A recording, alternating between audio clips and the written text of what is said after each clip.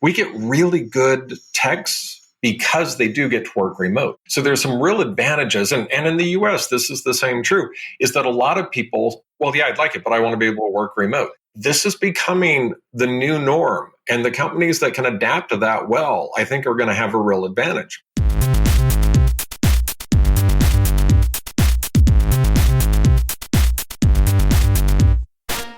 Welcome to Evolved Radio, where we explore the evolution of business and technology. I'm your host, Todd Kane. This episode is brought to you by Evolved Management Training Courses, a whole series of courses built specifically for your MSP training needs. There's a Project Management for MSPs course, an MSP Service Manager Bootcamp, MSP Security Fundamentals, and an IT Documentation Done Right course. Check out the full suite of courses at training.evolvedmgmt.com or look for a link in the show notes. Today on the latest episode of the Evolved Radio podcast, we'll delve into the evolving world of managed service providers with a special focus on staff augmentation. Joining us is Michael Nelson, co-founder of Scaled and owner of TLC Tech, an MSP in California. Michael's journey began with a skepticism towards remote work, but through revolutionary changes and an open mind, he's since embraced a mainly remote workforce, reaping benefits in productivity, profitability, and employee happiness. In this episode, we'll uncover the transformative impact of remote work for MSPs, the integration of overseas talent into local company cultures, and how these remote powerhouses can reinvigorate your organization. We'll also discuss the distinction between staff augmentation and outsourcing, the importance of intentional onboarding, and the necessity of regular communications to engage and retain top talent. Michael will share his personal insights on how remote staffing has reshaped his company and practical tips for maintaining company culture in a remote work environment. We'll also be exploring the creation of a remote employee engagement plan and benefits of thorough documentation. Additionally, we'll touch on the cultural nuances of managing a diverse workforce and tackle the more subtle aspects of cross-cultural management. So plug in, adjust the volume, and get ready for an enlightening conversation that just might change the way you're managing your MSP and your view of staffing. Let's tune in. Michael, welcome to the Evolved Radio podcast. Hey, Todd, thanks for having me. Great to have you here. This will be a great conversation. Really interested to get into this because I think we share a lot of philosophies on this and hopefully dispel some myths and get people some opportunities and some options for scaling their MSP, as it were. So great place to start, I think, is a bit of your origin story, like how you came to this business. You're running an MSP and, somewhat resistant, I would say, based on our pre-conversation to the idea of outsourcing in any capacity. So how did that come about now that you're sort of running this business supporting MSPs to outsource? How did you get converted, as it were? It is a funny story. So I started TLC Tech. It's an MSP in California 20 years ago. Grew it up slowly but surely. It was all organic growth. Bought my first building that we worked out of. And so I was really adamant that we were all going to be in the office. Ended up growing, bought another building. Fast forward, we were probably 17, 18 people at the time. And one of our techs got promoted to technology manager. And he just did an incredible job. And then he got promoted to operations manager. Now, my staff had been after me for a very, very long time about working remote. Nope, never going to happen. Stop asking. It's going to be in the office only, non-negotiable. How about just one day a week? Nope, never going to happen. Stop asking. So our ops manager gets promoted.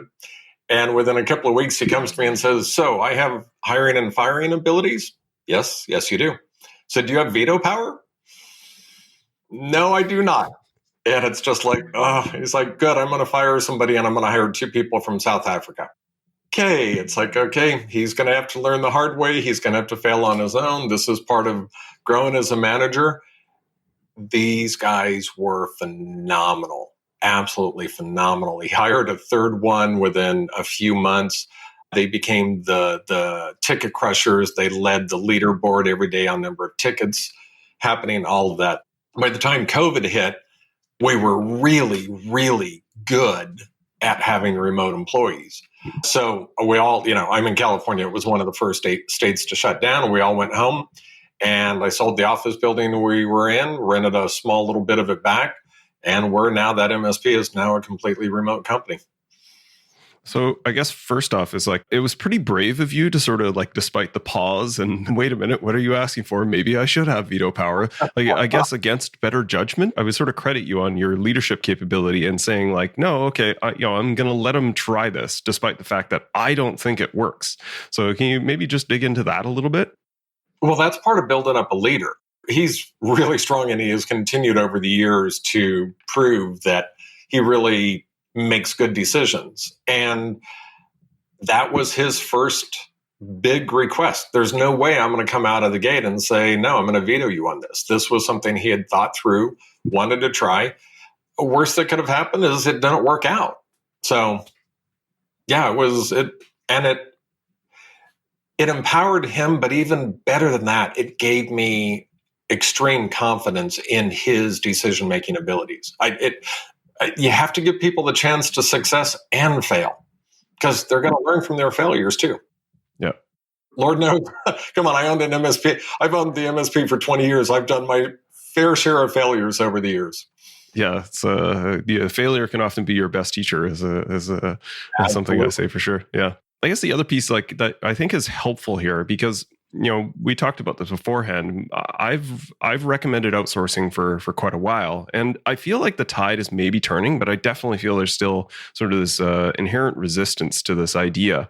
Do you want to maybe just kind of go back in the time machine? Like, what were your thoughts around the resistance to this? Why did you not want people working remotely, let alone outsourcing to another country? I didn't think they were going to work as hard. I didn't think they would put in the same amount of effort. We worked incredibly hard at developing a culture for our company. Everything was based on providing extraordinary service. And I know a lot of MSPs do that. One of my favorite things, and I always taught this to the techs, is you should try to be able to end every call with being able to say, that's what we're here for. Because the client said, oh my gosh, thanks, that was so awesome. And I loved being able to hear those. And then the other techs would hear it. So it was just kind of part of that culture. So I really thought to have that, we had to be in the office. And sure enough, once COVID hit, again, pre-COVID, we probably had 5 people overseas by the time that hit. Once COVID hit, my gosh, the staff was more productive, happier. They worked their tails off. We became more profitable. It was a phenomenal learning experience.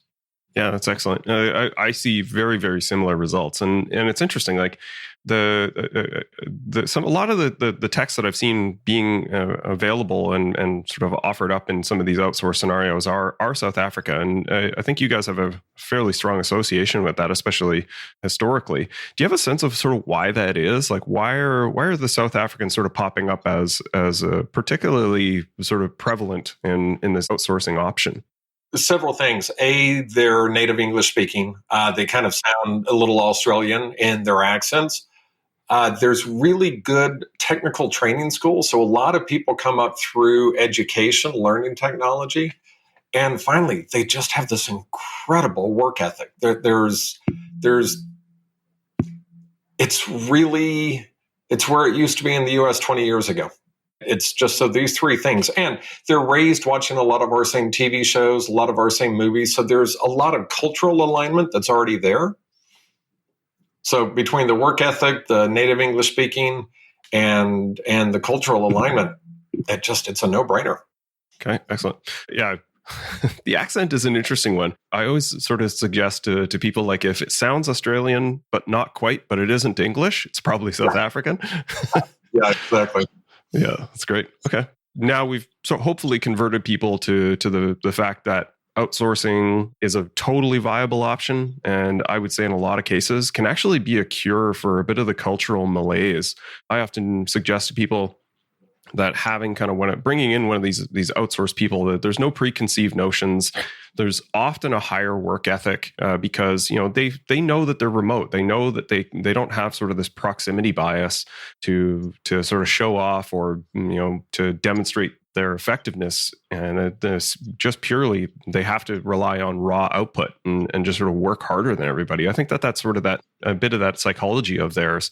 And what I often find is this is actually a really great way to sort of reboot a bit of that cultural malaise in an organization, where you bring in a killer, they start sort of setting a new example of what's possible, like all of the excuses about why getting more done is not really practical in your organization. Oh, because of this, because of that. And then you bring in this outside person who just starts blowing the doors off everybody, and not in sort of a negative way of like just being brutal with people and trying to put them down. It's just like, look, the bar is now here. Like, I'm not asking you necessarily to match that person, but if you're 10 steps below, like you gotta pick up a little bit. I think that's a really sort of healthy competition of like, look, this is possible. I'm just telling you, like all of the restrictions that you feel you may have are probably imaginary. Do you have any other sort of like contributions to that around sort of that cultural shift that you can sometimes see in entering into this? Yeah, absolutely. And I noticed it first in my own MSP when by the time we had 3, it brought the bar up. And what happened is the other employees were like, oh, okay. And we saw their productivity go up. We continued to add people from South Africa, and it brought up everybody's boat, as it were.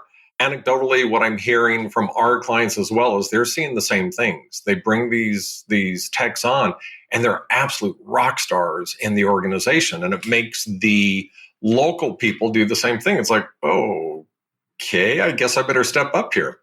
So it's a win-win all the way around. And by the way, we don't call it outsourcing. We actually call it staff augmentation, because the outsourcing has this connotation that it's going to be an outsourced help desk, that it's never going to be the same person, any of that. And it's really important that my belief with having somebody from overseas or remote in your town, remote anywhere, is that they need to be full-time dedicated inside of your organization. Yeah, that's actually a really important distinction. I'm glad you brought that up, right? Because we're not talking about sort of like outsourcing to a master MSP, which is also a viable strategy. But this, I think, is a different modality that is I think important in 2 ways, actually. Like the fact that you say of like they're dedicated tech, they're effectively a part of your staff, right? And I think that's a really important distinction, both in sort of their availability, their stickiness, and understanding sort of the details of your clientele, your organization. I think those are incredibly helpful. I would say like the one piece of this that I think people potentially get wrong if they've ever tried outsourcing in the past is they think that if I outsource, like it removes me from the management of that person, right? And they kind of like think it's like a get out free card where they're like, oh well, I don't have to do as much. Maybe this will be easier.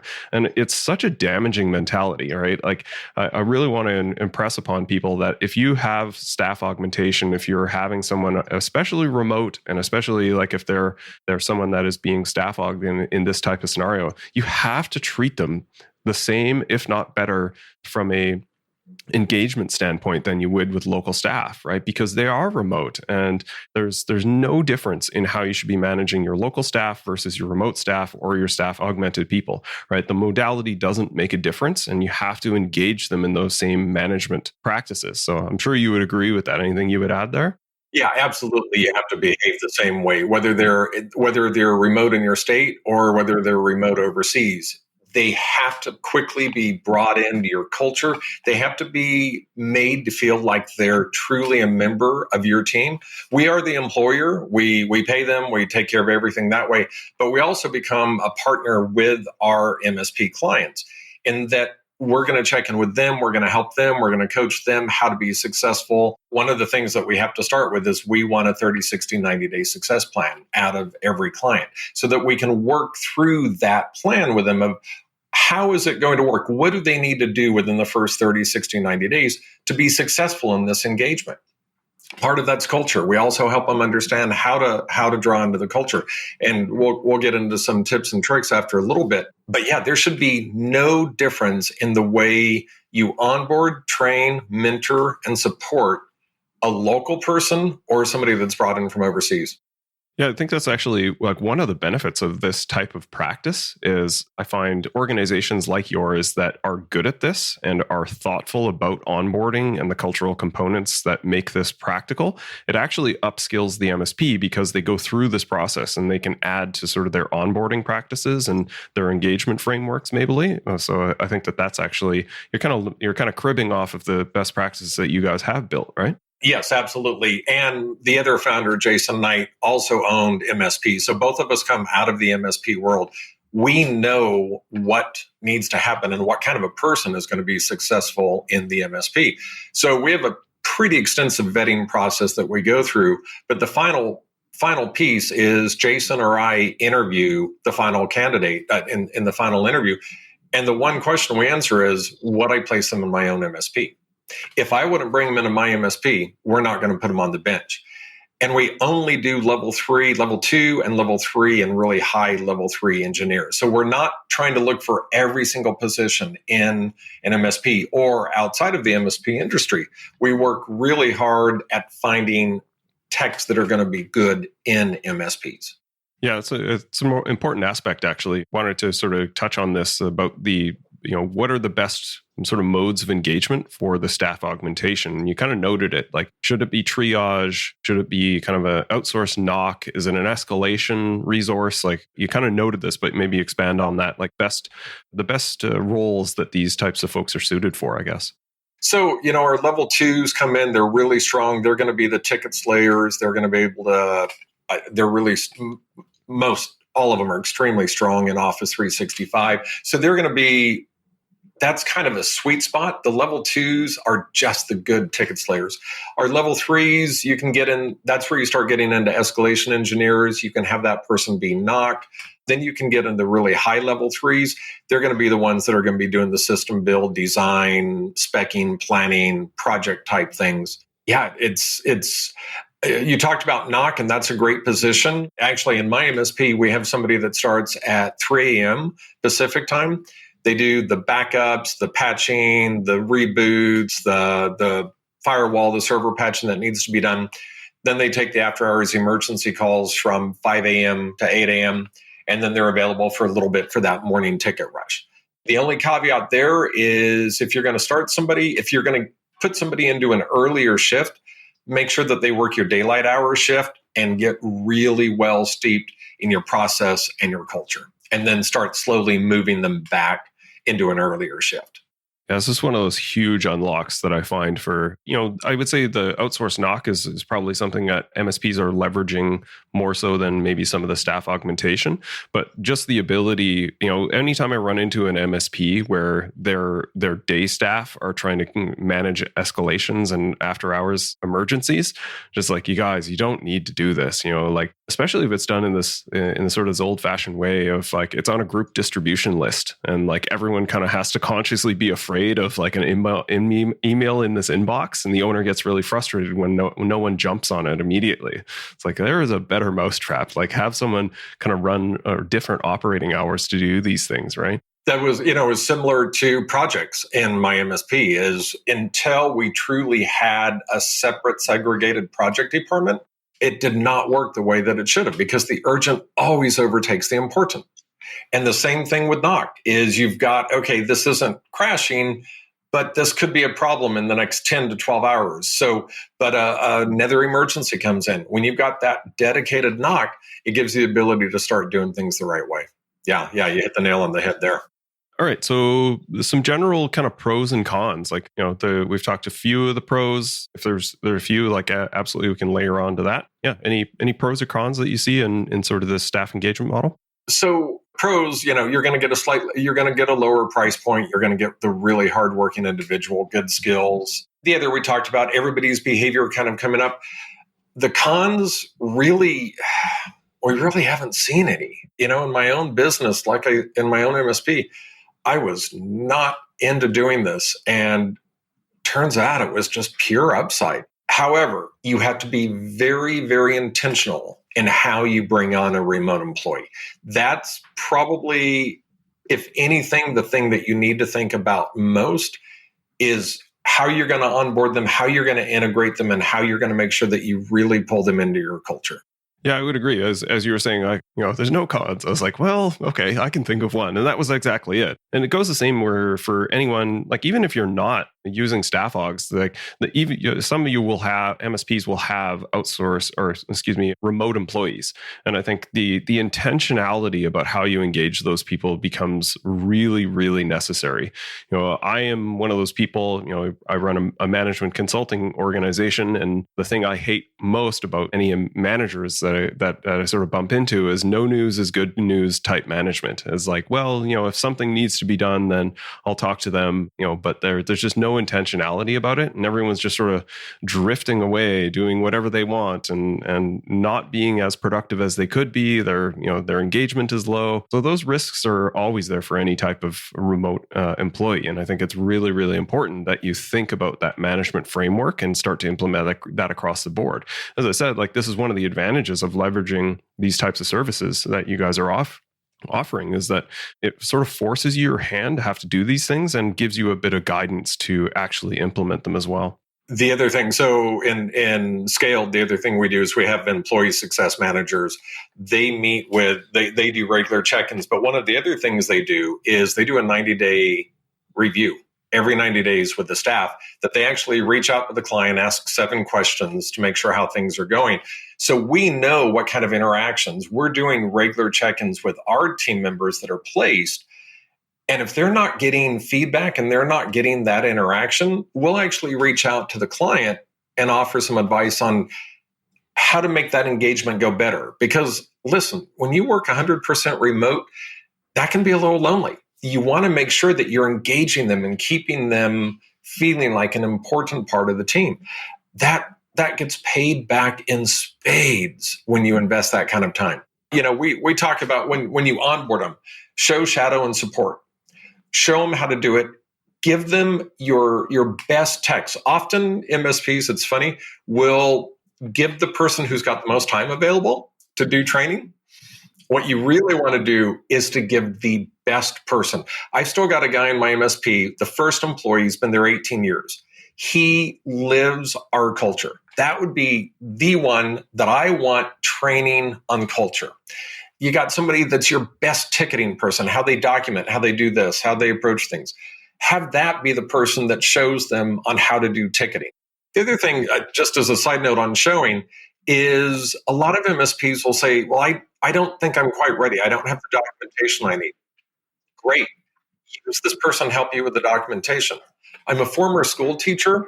The best way to learn is by documenting and showing others how to do things. So you can actually use this onboarding process to help get that documentation you've always been wanting to get. Then have them shadow somebody. Again, go back to being your best people and then move them into the support role, but have them have your techs listen in on their calls. Make sure that they're doing it right. Give them the support that they need.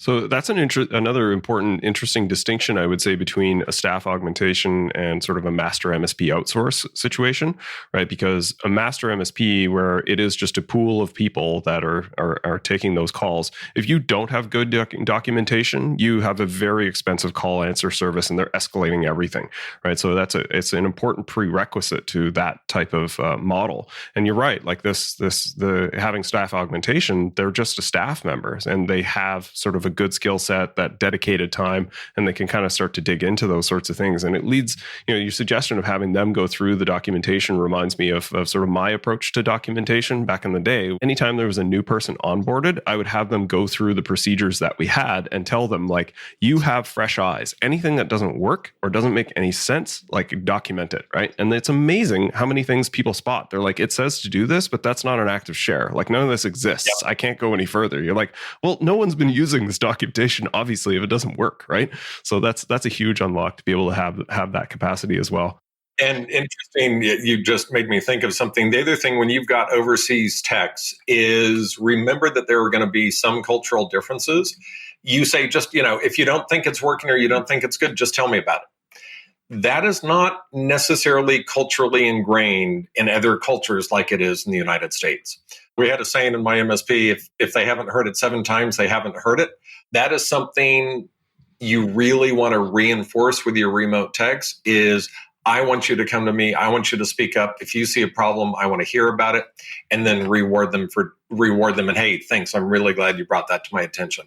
But it's something to remember, though they're very strong. There are some cultural differences. And that's and a good partner is going to help you understand those differences as well. Yeah, that's an important flag as well. It reminds me of, I think this is in Checklist Manifesto, the book where they talk about accidents that they had in South Korean airlines, because culturally, like if someone is the boss, like you don't sort of like question what they're suggesting. It's almost sort of like this very hierarchical sort of culture that they have built in there, and they had a lot of problems in sort of breaking that down. If the captain is making a call and someone else is the cockpit, like needs to be able to question that, but that was not culturally aligned and something they had to kind of compensate for. So that's a good call out as well. Yeah. Yeah, as I remember, that was the San Francisco flight, and the co-captain knew, but he didn't feel like he could say anything because he was too green at it. Right. Yeah, just crazy. Yeah. One other one that maybe comes to mind here is like something that a lot of people don't really understand. Like, you say they were going to go out and try to hire remote staff in a different region by themselves. There's actually like some administrative things that can be a bit of an impediment here. And I'm curious sort of how you guys are managing this because they are your employees. Like, you guys are managing sort of taxation and sort of employment differences in different countries, which is not something people are typically aware of if they're trying to hire remote employees. Is that correct?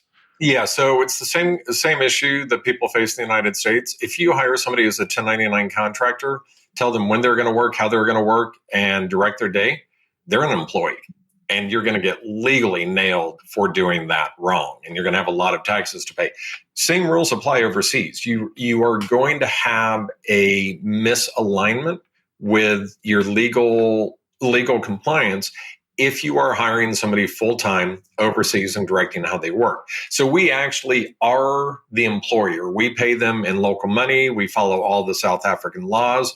We take care of all of that because, jokingly, we kind of say that South African employment law is somewhere between California and France. There are definitely laws that you have to pay attention to, and you have to know what happens and how to be compliant. The other thing that comes with it is it's the same issue in the US that we all face. You put up an ad on Indeed, you get 200 people that are applying, you have to go through all those resumes, you narrow it down, you do 10 phone calls, 8 of those show up, then you narrow that down, you get it down to 3 people, you do that final, you do the interviews, it's between 2 people, you offer it to one, and they use it to leverage a pay increase at their current job. So that's the nice thing about having a company like ours is we've got a bench of people that are fully vetted, ready to go. It's one of the things we hear pretty consistently after interviews is he's not the right fit for my culture, but everybody that you bring is really well qualified. So it takes that hassle out of trying to find that needle in the haystack. We go through thousands of resumes on a very regular basis to get down to a really good bench of people. Yeah, this is such an important aspect that I think is really overlooked by a lot of MSPs where, I suggest alternatives because like hiring is hard right now. Like it was particularly brutal sort of through the pandemic when everyone was just sort of job hopping and things like that. I think Department of Labor stats say like there's a negative 6% employment rate, which means like you post a job, like it's hyper competitive, right? We're not just competing against, the Amazons and Microsofts of the world either, right? There is an incredible amount of competition for good local talent.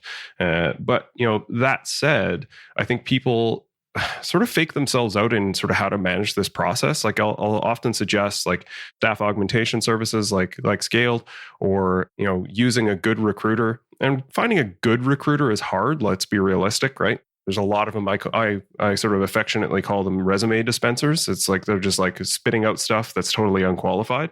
And I think people overlook the amount of effort and time that it takes to actually hire.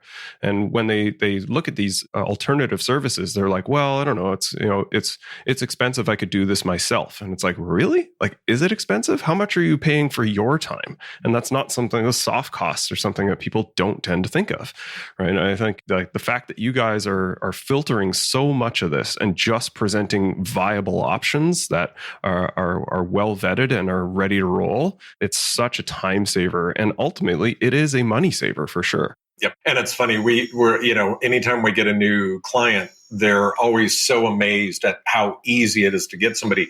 It's rare that we don't have them coming back. Most of our client base now has already had their second, third tech hired. We've got one company, I think, doing their seventh tech right now. They've been growing at an amazing clip. And it's just so easy to get people added that way. Yeah, that's amazing. We get really good techs because they do get to work remote. So there's some real advantages. And in the US, this is the same true, is that a lot of people, well, yeah, I'd like it, but I want to be able to work remote. This is becoming the new norm. And the companies that can adapt to that well, I think are going to have a real advantage. And like me in my MSP, I was really afraid of what my clients would think. Once the pandemic hit and we all went home, that really stopped a lot of people's fears about having a remote. And the other thing, and we also really counsel our clients to do this, never hide that they're overseas. Have the tech, because look, they have an accent. They're going to ask them, wow, you don't sound like you're in America. No, I'm in South Africa. Oh, so they're outsourcing? No, I'm fully dedicated to their company. I work exclusively for X, Y, and Z. I'm dedicated to you. How can I help you? And it's the other thing is that then that allows them to start building a little bit of a rapport with your clients. Funny story is one of the techs, one day we have chat channels for all of our team members that are placed. And one of the guys one day is like, odd question, but do women keep you on the phone? Somebody said, what do you mean? He said, I was on a call and said, hey, I need about 5 or 10 minutes. Do you want me to call you back? No, just keep talking to me. Americans love these accents. And so it is an easy thing to start a conversation and build camaraderie with the clients. And as long, we've had clients call up and it's like, I can't believe you're outsourcing. We're not, they're fully dedicated. Yeah, but you don't hire an American. And the easiest question that I always came back with, hey, Joe, let me ask you a question. Do you have every job filled do you have open right now? No, I'm having a heck of a time finding people. And when you call us for tech support, are we slow in our response? No, you guys are awesome. There's a reason for that. And it's because we needed to have the right staffing. We couldn't find that in the US right now. For us, if you can find US based and they've got the talent and the skills and the work ethic, bring them on. We're filling a gap where a lot of companies can't find that right now. Yeah, that's fantastic. All right, Michael, well, we're going to look to wrap up. Any parting words of wisdom around staff augmentation, remote staff, work from home, any of that? So I'll give you the best trick. Part of integrating them into your culture is giving a really easy way for them to be able to reach out to you. When COVID hit, Hector, the guy running the company now, the MSP, created a Netflix channel for watching movies on Friday during lunch. And then at the time, he was still the technology manager. And on a Monday, he just popped in and said, hey, I'm going to be in the Netflix channel if anybody has any questions today. And he just hung out in the video chat with his camera on, just waiting for people to show up. That is now morphed 4 years later into this channel where the techs are in and out all day long. In between tickets, they'll come in. One of the real beauties of this is the junior techs will pop in and say, hey, I have a problem I'm trying to solve. This is where I'm going. Am I on the right path? Because they know they're not interrupting anybody. So they're not afraid to pop in and ask the question. So what we found, I was scared to death that this was going to be a time waster.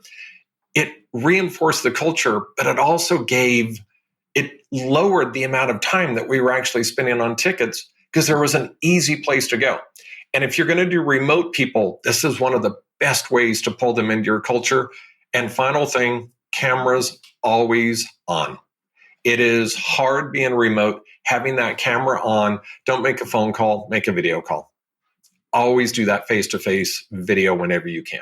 Excellent. That's awesome advice. Well, I appreciate it, Michael. It's been helpful, and I'm glad to see you guys are doing the heavy lifting to make things easier, faster, and better for the MSP community. Appreciate you having us on.